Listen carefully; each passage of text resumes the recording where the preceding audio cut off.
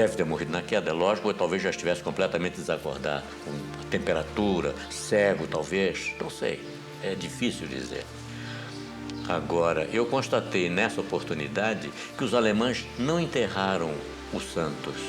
Eles estenderam o corpo dele, cobriram com pedras e puseram uma cruz que eu trouxe, está em Santa Cruz hoje, na base aérea de Santa Cruz, com a placa de bronze, com os dados que ele tinha no dog tag, aquela identificação que nós tínhamos no peito. Eles puseram num bronze e puseram na cruz. Eu trouxe essa placa, tá aí. Então, aí é que eu vi que ele havia saltado do avião antes, porque eu não vi, não pude. Naquela afobação, vendo o homem morrer, é demais, não é? Não deu.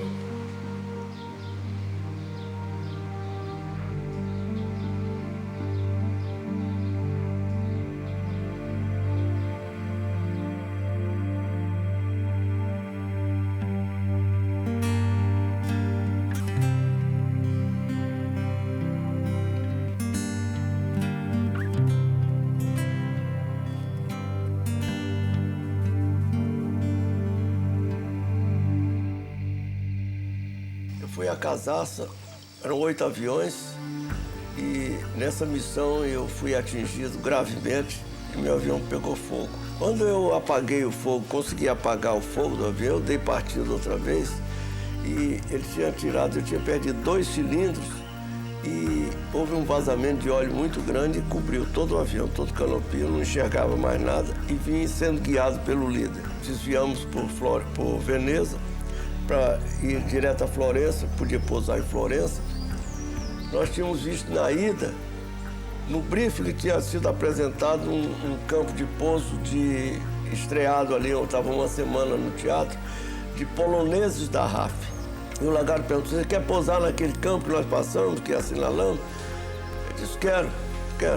Aí ele me guiou, ficou atrás de mim, curva para a direita, curva para a esquerda, perde tantos pés de altura, eu fui perdendo, pousei o avião. Me lembro muito bem.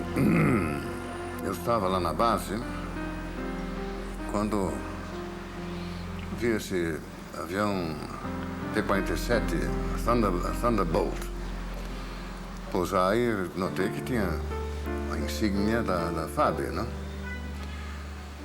E também dava para se ver que ele tinha sido atingido, porque o avião estava encoberto com óleo. Quando eu posei sem rodas e fui até o final da pista. Na pista eu saí de dentro do avião, muito sujo de óleo, com essa vista queimada, porque eu fiz 2 tentativas de olhar para fora, e a primeira com os óculos levei olho no rosto. A segunda, nova tentativa, aí me queimou a própria vista. Então eu entrei, peguei um jipe e fui lá para... Tem que estabelecer um contato, porque eu presumi que o piloto a bordo possivelmente necessitaria algum auxílio, não?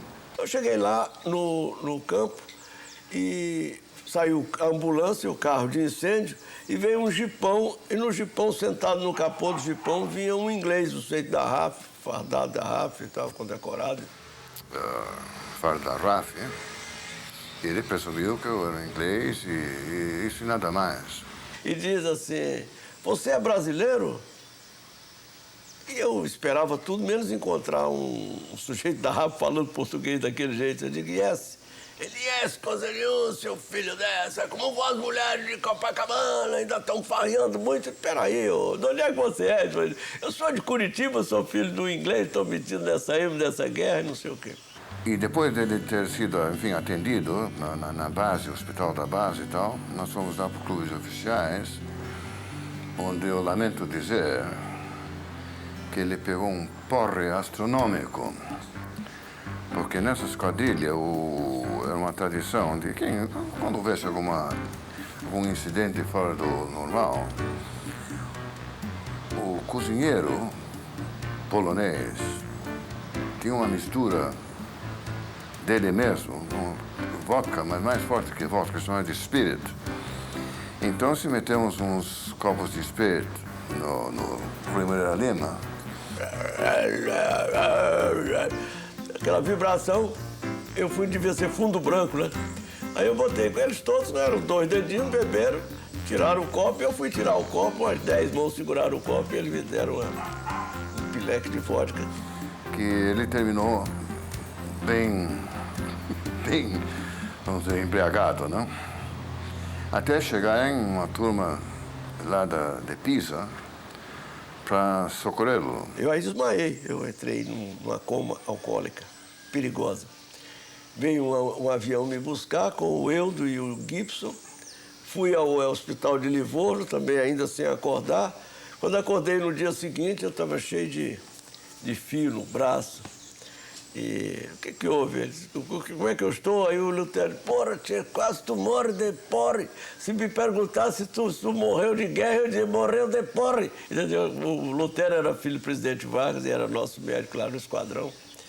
E quando nós estávamos nesse diálogo, o Horácio telefonou lá de Pisa, perguntando como é que eu estava. Eu entrei ali, falei com ele. Ele, você está pronto para fazer uma missão? Eu disse, estou pronto. Quer dizer, é porque não existia piloto, não é que a gente estivesse pronto ou não estivesse pronto. Tinha que estar pronto, porque senão não saía a missão e tinha havido o Nero Moura tinha assumido a responsabilidade de cumprir 44 surtidas por dia. Aí eu fui para lá e voei.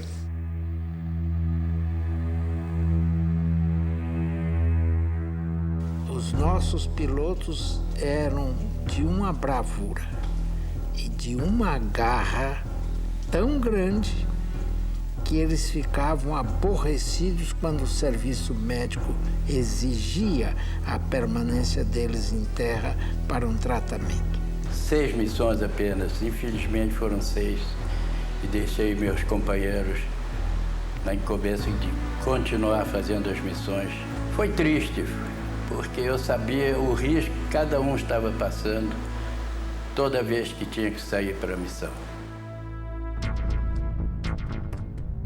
Aguçado julgamento e senso tático fizeram com que o capitão Horácio Monteiro Machado contrariasse as ordens de ataque dos controladores aéreos e do próprio comando da 12ª Força Aérea. O alvo que lhe deram era, na realidade, o 5º Exército Americano, que acabara de penetrar pela primeira vez as linhas inimigas no Vale do Pó. Foi a primeira esquadrilha do Teatro de Operações a relatar o avanço aliado. A partir daí, o grupo ficou responsável pelos informes sobre todos os deslocamentos das colunas blindadas aliadas. Não quero imaginar o que significou o dia 22 de abril. O 22 de abril foi o dia áureo para o primeiro grupo de caça. E hoje é considerado o dia de aviação de caça do Brasil. E a quantidade de ataques que o grupo conseguiu fazer ficou consagrado no papel em que o americano, propondo ao governo dos Estados Unidos que fosse dado ao primeiro grupo de caça a medalha americana chamada Presidential Unit Citation. Infelizmente, na época ela não foi entregue imediatamente. Dizia-se que ela só poderia ser concedida a unidades aéreas americanas. E no ano de 82, nós recebemos a medalha aqui na base aérea de Santa Cruz. Particularmente, 2 fatos marcaram bem esse dia. Primeiro, que foi o primeiro dia em que eu assumi o comando de uma esquadrilha, do lado bom do 22 de abril. O lado triste é que neste voo nós perdemos um colega meu de turma, o Tenente Coelho, que só posteriormente nós viemos a saber que ele teria saltado de paraquedas, ido para o hospital e terminando prisioneiro. O Coelho foi abatido. Estava voando na esquadrilha do Meira. Meira, Turmin, Keller e Coelho. O alemão já estava perdido, espalhado pelo Vale do Pó, e o objetivo primordial era evitar que ele pudesse escapar de volta para a Alemanha, dificultar o máximo possível, destruir o que encontrasse no caminho. E realmente, quando nós estávamos já quase no final do regresso da missão, o meu ala, o Turmin, viu uma tropa alemã cruzando um rio que estava praticamente seco. E aí nós todos nos dirigimos para lá e ficamos lá até esgotar a munição, porque realmente nós pegamos eles numa situação terrível, né? Eles no meio do rio, o rio seco, né? E eles a descoberto. Então foi uma faxina, foi realmente uma faxina. Ele viu um tanque, vai atacar o tanque, e a esquadrilha já tinha se retirado, aí entra um veterano, com o número de missões que tinha, com a experiência que tinha. Ele foi fazer mais um passe, nesse passe ele ficou perdido. O Coelho foi meu ala na guerra. Quando eles voltaram, cadê o Coelho? Ah, e tal, como é que foi? Ninguém sabia, sumiu. Então a ideia que nós tínhamos era que o Coelho tivesse ficado sem comunicação e tivesse regressado. Então não havia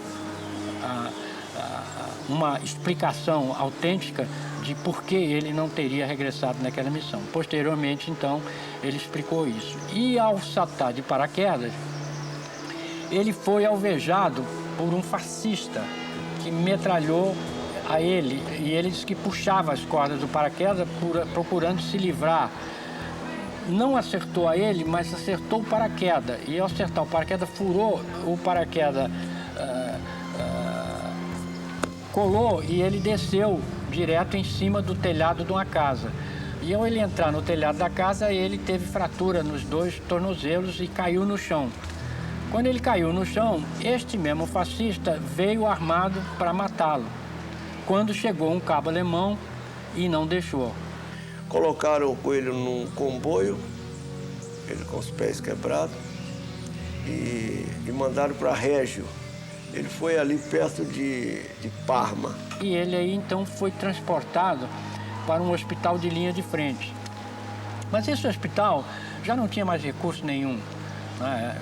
Porque a invasão já tinha acontecido e o hospital estava lá em tremenda dificuldade. A única coisa que conseguiu foi enfaixar as pernas dele. E aí criou-se uma situação sui generis. O alemão tinha muitos alemães feridos nesse hospital. E ele tinha que evacuar o hospital. E não tinha condições de levar os feridos dele. Então ficou com medo de deixar esses feridos ali, porque eles poderiam ser mortos pelos partisanos. E quando os partisanos vieram, ele partiu, deu a pistola dele, uma Luger para ele, ele ficou como simbolicamente o comandante do hospital. Desde que ele assumisse o compromisso de evitar que os prisioneiros alemães fossem atrocidades. E o que ele aceitou, é claro. E quando os partisanos chegaram lá para matar os prisioneiros, ele disse, olha, não vai matar não, senão eu vou reclamar da Cruz Vermelha e tal, eu sou brasileiro, sou oficial. Aí ele se explicou, ele falava também italiano, com ele era um poliglota também, falava italiano, falava inglês, falava francês bem. E explicou, e os italianos então deixaram os prisioneiros com ele. Quer dizer, ele permaneceu no hospital. Quando o americano, as tropas começaram a chegar, ele entrou logo em ligação e não só ele foi transportado para o lado, como também os doentes alemães foram protegidos de... Só aí, então, é que eu vim saber que realmente não tinha perdido um companheiro, apenas ele tinha ficado algum tempo fora da atividade.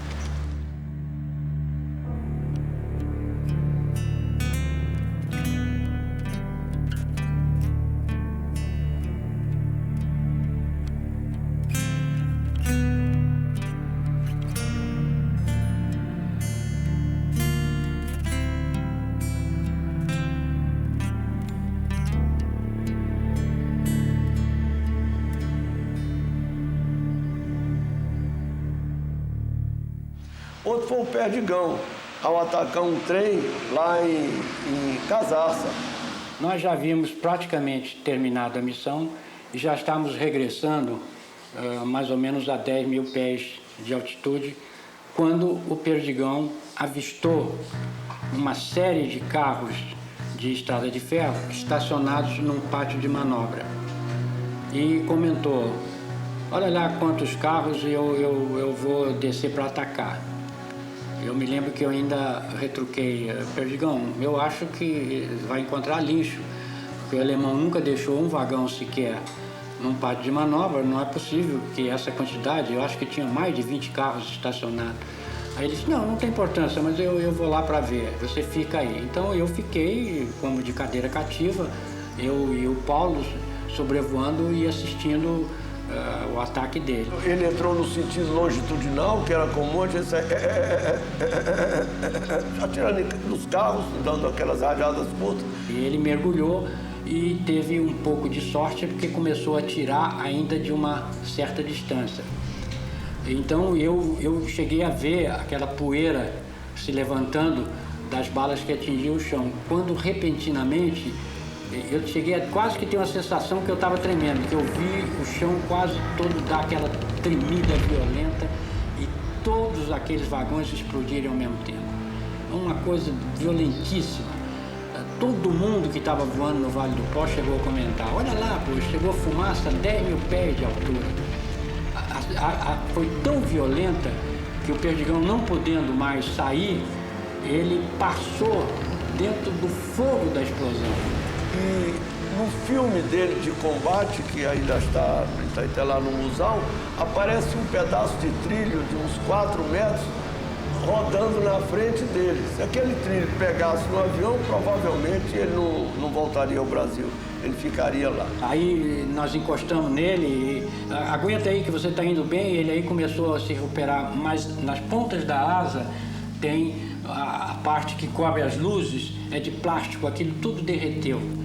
Uma parte imensa do avião ficou preto, foi um negócio escandaloso.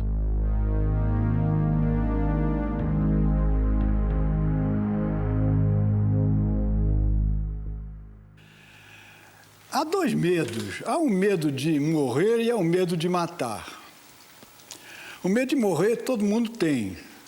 É instintivo, é natural. O medo de matar, as pessoas mais sensíveis têm também. E no grupo tinha isso. Tinha o medo de morrer, que a gente sentia, que a gente chama de receio, e que a gente sentia principalmente quando começava a missão.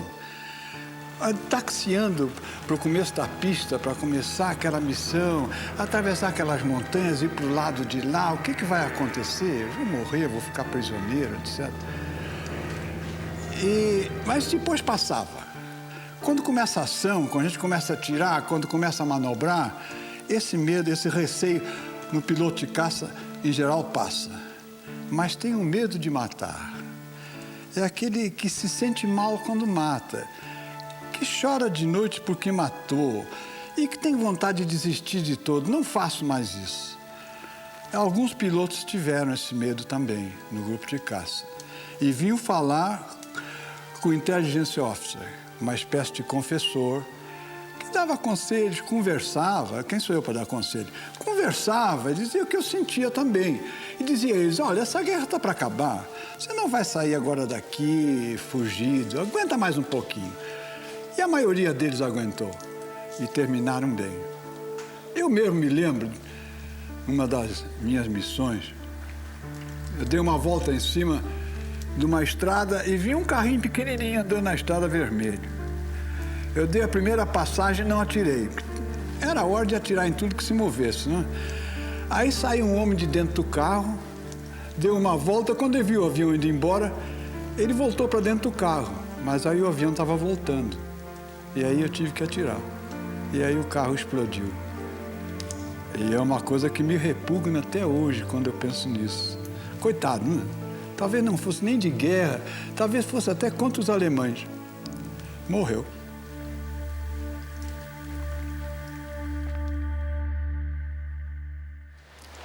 A proporção que ia se aproximando do fim da guerra, as missões, para nós, embora tivessem o mesmo perigo, a gente sentia que o risco era maior, porque morrer na véspera, só peru. E realmente era doloroso isso. E eu fui, então, fazer uma missão de bombardeio e, na hora que eu cheguei perto do alvo, me deu um receio. Puxa, será que eu vou entrar nesse fogo aí de 88? O céu estava preto. Aí eu pensei com meus botões, puxa, vai ser duro isso aqui. E aí eu resolvi fazer a missão de qualquer maneira, porque ou eu fazia ali, ou então eu estava derrotado. E fiz um mergulho, acertei as minhas bombas no alvo, recuperei e tudo se normalizou. Mas nada mais era do que o medo, que a gente tem que dominar. Não tem jeito. E de repente soou no microfone: "The war is over", quer dizer, falando em inglês, a guerra terminou. E eu vi muito marmanjo se debulhar, chorar. Era o fim da guerra, era o fim de uma matança cruel, injusta como o diabo. O comandante Alberto Martins Torres foi o piloto brasileiro com o maior número de missões no teatro de operações. Fez 100 missões na Itália. Esta última ficou bem registrada em sua memória. Quando, a certa altura, o cooler, o controle de radar, transmitiu solenemente: "Attention all flights. Attention all flights. Do not attack. Do not attack. The war is over. Return to your base immediately." Repeat. E repetiu isso. Bom, eu sentia cabelo arrepiar no pescoço, essa coisa, e tudo num só choque. Eu pensei nos meus pais dos que haviam morrido, e, enfim, foi um aglomerado emocional indescritível. De modo que eu sempre digo, esta foi a missão que mais me comoveu. Foi a última missão em que, inclusive, não ataquei ninguém. E a guerra acabou e a gente sabia que não ia perder mais companheiro nenhum.